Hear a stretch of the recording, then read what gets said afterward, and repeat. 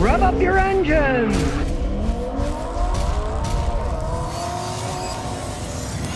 Today we're looking at a 2013 Tundra. The owner's trying to decide, should he keep it, should he get rid of it, get something else? Well, we're going to go through the whole thing and show you what would be a smart move and what would be a dumb move. It's a V8 Tundra, in excellent shape. It's the platinum one, and it's a 4x4. Got 144,000 miles on it. It's made in San Antonio, Texas. Basically everything you want in the truck.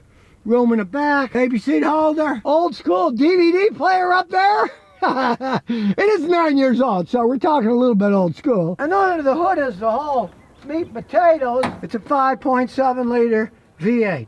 These things can run forever. The one that has a timing chain, not the belt. You never have to think about changing the belt on this because it's got a timing chain. My grandson's got a 2012. We just towed an F-250 that weighed about 9,000 pounds flatbed with his giant trailer using his 2012 that's got 220,000 miles on it, and it had no problems. Going up the hill, yeah, it didn't get into overdrive, it didn't go in a lower gear, but it made the trip perfectly fine. These are extremely strong engines. If you're looking at an older one that's got a timing belt, you got to realize one thing. There's nothing wrong with those engines with the timing belt. They're excellent engines too, but they're interference engines. If the timing belt breaks, pistons hit the valves, goodbye. Valves will bend. It'll cost you a fortune to rebuild or replace the engine. This has got a chain. You don't have to think about it. If you do buy one with a timing belt, believe me, every 90 to 100,000 miles, change the timing belt, the water pump, the tensioner, all the pulleys. You don't want to ruin an engine for that. This engine has a timing chain. You don't have to think about any of that stuff. It's working fine for him other than the TPS, the tire pressure monitoring. It's 9 years old. The batteries are going to go out on the stupid things. Who cares? You know, that you don't care about. The engine, the tranny works fine. The AC still works. Everything on it still works perfectly fine. Even the DVD still works. He tried it out last week for his kids. He is thinking of maybe selling the truck because before COVID it was his daily driver, but now it's just leisure driving around. He's got to make a decision on what he wants here because, hey, fishing, hunting, stuff like that with it, they're great for that, right? If he doesn't want to do all that kind of stuff, he could sell it for an awful lot of money now and get something else. But you still want to have a truck that's going to last? Keep this thing forever. Don't waste your time selling it, buying something else. V8. This isn't the new V6 in the Tundra. That's all they have. With the problems with the wastegate, which is an extremely complicated dual fuel injection system. Gasoline direct injection and normal. It's very complex stuff. You want a V8 engine? This would be the one to get. I would not get rid of it if I wanted a truck. I'd keep this thing forever. Because a lot of people say, oh, my car's worth a lot of money. I'm going to sell it now. Yeah, well, what are you going to do? You got to buy another one, right? And you're not going to get a deal on that. You're going to get screwed over buying another vehicle. And in this case, he's driven it all these years. He loves it. So the only real downside of this vehicle, unless I find a problem when I scan it, is that it's a big Toyota Tundra, so it gets crappy gas mileage. All big trucks give crappy gas mileage. Go on the highway, go fast, carry stuff, pull stuff. A little engine is going to get crappy gas mileage too. It isn't going to make any difference once you start pulling stuff.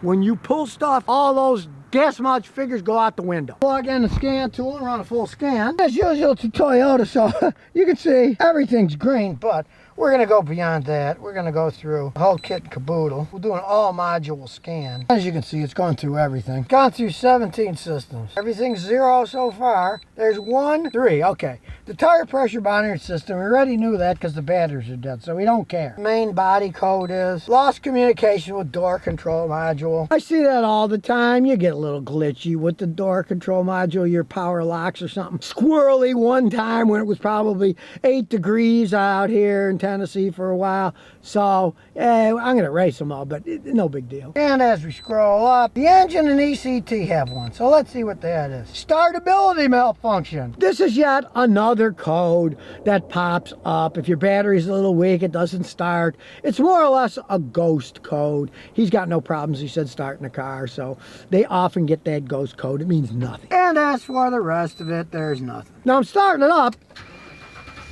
And I did notice it sounded a little bit weak, so let's check the battery. So this machine tested, we'll do that. Battery test. Turn on the headlights. On go to headlights. Start the engine.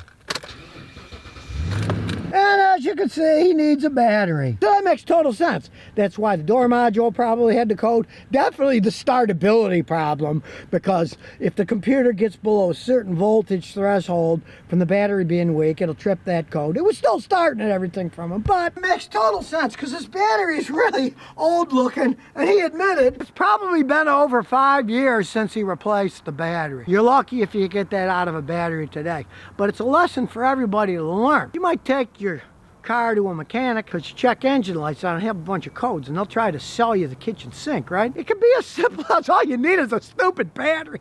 So always get it tested. You can see how fast batteries are tested. You could buy a machine like that, or you can go to an auto parts store where they test it. Well, enough talk. Let's take it for a ride and see how it rides. Okay, we'll start it up again. And like I said, crank's a little slow because the battery's weak, but he's going to put a new battery in. Hey, look, even though it's 9 years old, still got a backup camera.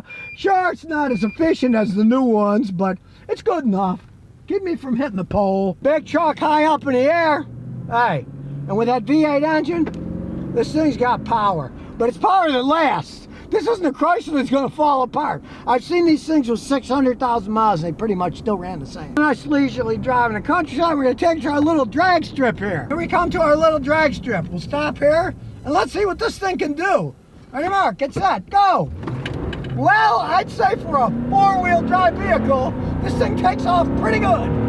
You can't argue that. Hey, maybe 9 years old, have 144,000 miles. But as far as I can feel, it runs the same as it did when it was brand new. There's absolutely nothing wrong with this truck. He's just going to decide, does he want something that gets better gas mileage? He doesn't need a truck. But if he wants a truck, he'd be foolhardy to get rid of this thing. He'd be buying something else that isn't nearly as good as this thing. This truck, being a 2013 Tundra, as far as I'm concerned, is probably the pinnacle of the best truck ever made on planet Earth as an all-around truck. You can have ones with more power. You can have ones that get better gas mileage, but you can't get ones that'll last as long as this with the power that this has. Keep driving down the road. And this one, of course, you'll never get stuck because it's four-wheel drive on top of it. So now you know what to look for if you're looking at a Tundra. If you got a choice, get the timing chain model. Don't get the timing belt model. And if you own one, unless you want to make money, or you're moving somewhere, or you can't drive anymore because you're too old, or something happened to you, I would not advise you to sell it. If a guy like me checks it out and shows you, don't worry about any of that crap. It doesn't mean anything. It still runs like a top. Doesn't burn oil. Everything on it works except for the tire pressure monitoring system. All it needs is a battery. That's it. And here's some bonus questions and answers. Efron Monte 68 says, should I use 1AA Auto shocks and struts or Duralast shocks and struts for a 98 Toyota Camry? All right, I wouldn't use either of those. Those are cheaply made ones. I've tried the Duralast stuff. If somebody wants to buy a cheap thing, you can put it on, but the quality isn't there. Duralast doesn't make their own. They just buy them from Chinese companies. KYBs are pretty good, and they're a decent price, and they're comparable or even better than the factory ones that cost a fortune more. But you don't want to buy cheaper struts because you're going to do all that work taking it apart. Do it right. Use one that actually is going to last and do a good job. I'd stay away from it. Now, if you really want high-end performance, you could get the Bilsteins. They're even better than the factory, but they are pretty expensive. It depends on what you want to spend, but don't use the really cheap ones. That's a big mistake. Fawaz said, the cat damaged my fan clutch. I got a Ford Ranger. The problem, last time I started the engine, the cat damaged my fan clutch for my new car. I'm thinking I'm removing the plastic cover between the clutch fan and radiator to have much room so the cat can run away when I start the engine and not get stuck in there. Is there any impact? Well, you don't want to remove it because that's what's sucking the air. And you say you live in Saudi Arabia, it's really hot there. You need all the airflow you can. I mean, but you said the cat damaged your fan. What happened to the cat? You think it would have damaged the cat being in there? I remember when I was a kid, one time my grandfather said, hey, boy, what'd you do last night? It stinks in the garage. Well, it turns out the guy brought a car in because he said he had a smell. So I brought it in at 9 o'clock at night and shut the gas station down and left it inside. Well, it was really an ungodly stench. We put the car up in the lift. There was a dead cat on a drive shaft that got caught and was all crunched up. So I'm assuming the cat got more damage than the fan did, but you don't want to remove that cowl. You want to make something that keeps the cat from going in there in the first place. But you got to have all that airflow or it won't work right. So if you never want to miss another one of my new car repair videos, remember to ring that bell.